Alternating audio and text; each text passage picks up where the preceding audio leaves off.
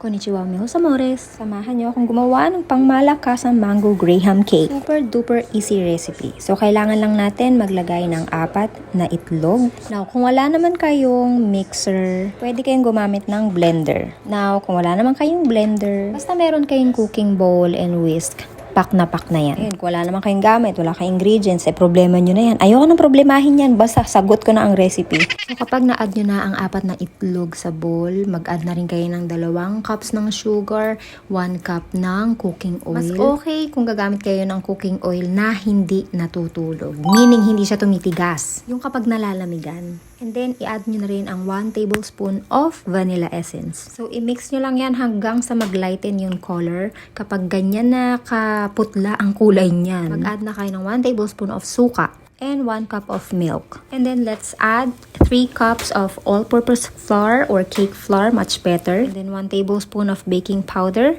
1 teaspoon of baking soda. Kailangan i-strain natin yan ng bonggang-bongga para wala tayong buo-buo or lumps sa cake. Hindi pong may mga buo-buong arena pa pagkatapos nyong i-bake yung cake. Ay! Ekis yun, B. Ekis. Kailangan isala nyo yan 1 to 2 times. Ako kasi 2 times kong sinasala para smooth talaga ang cake. Pagkatapos nyan, haluin nyo na siya with pagmamahal. As in talagang itodo nyo na yan para maging masarap talaga. Yung masarap na yung pagkakatimpla, pero mas syempre sasarap yan dahil meron kayong love na binibigay pag nagluluto or nagbe-bake kayo. Charot. Huwag nyo rin kakalimutan ang pinch of salt kasi yan po ang flavor enhancer. Ika nga ni Chef RV. Kahit may suka yan, hindi yan maglalasang suka. Don't you worry, be happy. Sizes ng pan ko is 15 cm.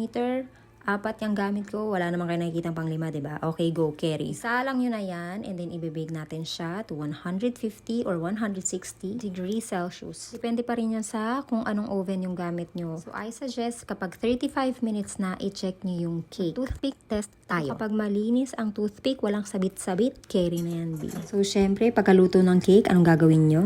Tatambay. Makikipagchismisan muna sa kapitbahay habang inaantay lumamig ang cake. So kapag lumamig naman na ang cake, ayan na, tara na, itigil nyo na ang bunganga nyo kakachismis, i-frost na natin ang cake. So gumamit lang naman ako ng 1.5 cup of whipping cream. Kailangan malamig ang whipping cream mo dahil baka pagka hindi malamig ng maayos yan, ay baka mawindang ka. Magiging frosting yan. At hindi rin pwedeng ma-overbeat ang whipping cream kasi magbubuo-buo siya or parang magiging mantika or mantikilya or butter yan. And kapag ganun ang nangyari, wala, itatapon nyo na yun. Hindi na pwede niyang gawing frosting. Pwede naman gawin yung ice cream para hindi sayang, diba? So, ayun na nga.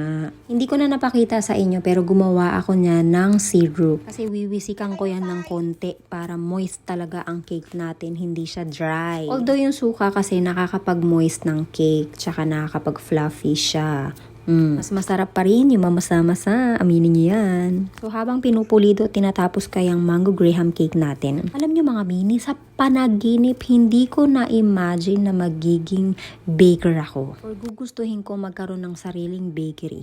Kasi iba yung pangarap ko noon. Ang pangarap ko lang noon ay kumanta, sumayaw, mag-acting sa stage, ganyan. Gustong-gusto ko talagang nagpe-perform. Then yung na-discover ko, meron pala akong talent sa kusina, Although nasa Pinas pa ako, sideline ko talaga magbenta ng food. Pero hindi siya pastries, hindi siya mga sweets.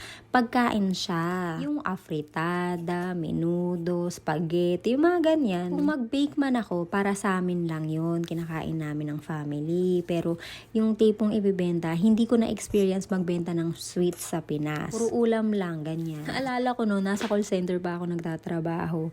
Nagpapa-order ako niyan pag may pasta. Iba't ibang klase ng pasta yan, naluto ko siya. Yung meron pa nga sa isang company, gustong-gusto nila yung afritada ko, tsaka yung kaldereta. Pero nung nandito na ako sa Japan, natuto akong mag-bake dahil sa asawa ko. Although nagbe-bake na nga ako, diba, sa Pinas, pero hindi naman yung pangbenta. And Jishin Mottenai, hindi pa ako ganun ka-confident. Ayun, so kasi mahilig siya magpaluto ng cake, ng tinapay, iba't ibang klase ng mga sweets ng Brazil, pinapa-try niya sa akin. Tapos yun, okay naman sa panlasa niya. Then one time, nagtatrabaho pa ako sa Umise, nag-bake ako ng cupcake.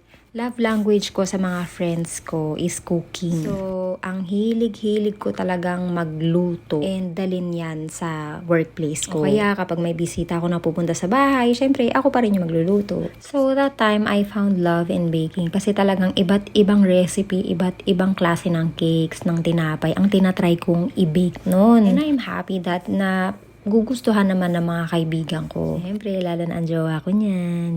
Charot. Then one time, meron akong isang workmate na nag-order ng cupcake. Alala ko pa na nga nun kasi hindi pa ako marunong mag-design cupcake. So, parang ano ba to? Okay ba to? Pero alam niyo talagang panalo daw sa lasa kaya carry na yung design.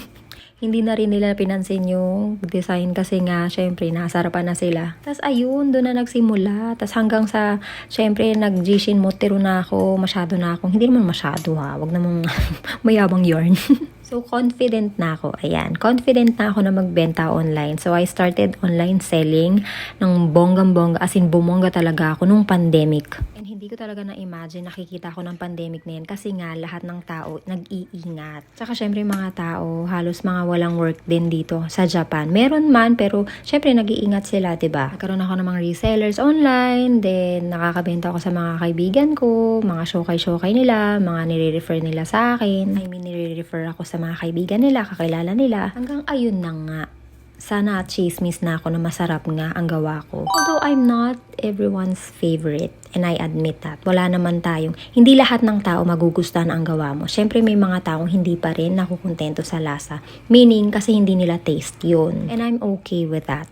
Kaya lang din siguro ako tumagal dito sa negosyo ko because I always take positively sa lahat ng negative moments, sa lahat ng flaws ko. I always have a room for adjustments, sa lahat ng judgments. And that way, nagagawan ko pa ng paraan kung ano man yung kailangan kong i-improve.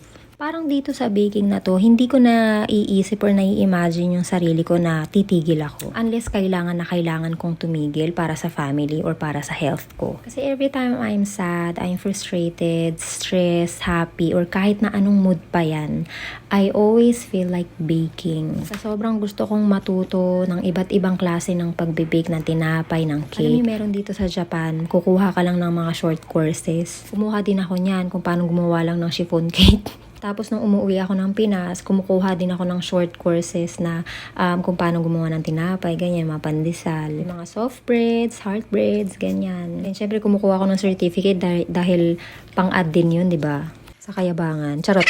Kidding aside, syempre pampabango din yan sa pangalan. Dahil aminin man natin at hindi, iba pa rin ang magiging tingin sa atin kapag may mga achievements tayo at meron tayong proof na naka-achieve tayo ng something. Diba? So, ayun. Saka alam nyo mga B, ang problemado ko dito hindi ako makahanap ng Graham crackers dito sa Japan na kasing sarap ng Graham natin sa Pinas. So, ayun. Ginamit ko na lang yung Graham sa Pinas. So, ganay. Wala tayong magagawa.